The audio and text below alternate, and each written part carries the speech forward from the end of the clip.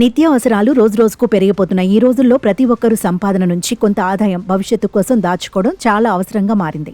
అందుకే చాలా మంది బ్యాంకుల్లో సేవింగ్స్ అకౌంట్ కలిగి ఉంటారు. ఈ సేవింగ్స్ అకౌంట్లను నగదు డిపాజిట్ చేయడం, విత్డ్రా చేయడం కోసం ఉపయోగిస్తుంటారు.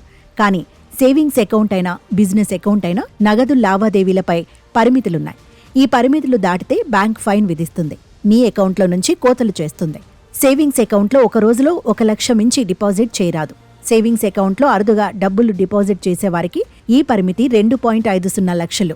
ఒక ఆర్థిక సంవత్సరంలో సేవింగ్స్ అకౌంట్లో 10 లక్షలకు మించి డిపాజిట్ చేస్తే బ్యాంక్ ఆదాయ పన్ను శాఖకు సమాచారం అందిస్తుంది.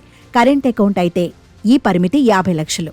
బడా వ్యాపారులు, సర్వీస్ ప్రొవైడర్లు కరెంట్ అకౌంట్లో నెలకు గరిష్టంగా 1 కోటి నుంచి డిపాజిట్ చేయవచ్చు.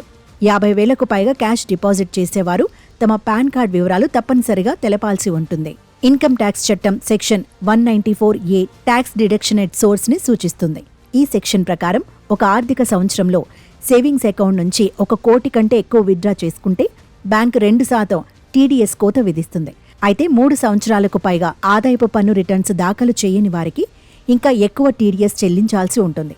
3 సంవత్సరాల నుంచి ITR ఫైల్ చేయని వారు ఒక ఆర్థిక సంవత్సరంలో 20 లక్షలు అకౌంట్ నుంచి విత్డ్రా చేసుకున్న 2% TDS చెల్లించాలి. అదే ITR ఫైల్ చేయని వారు 1 కోటి విత్డ్రా చేసుకుంటే అప్పుడు 5% TDS చెల్లించాలి.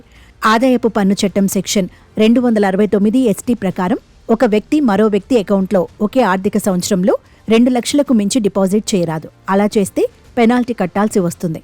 అయితే ఈ పెనాల్టీ విత్డ్రా చేసే వ్యక్తిపై ఉండదు.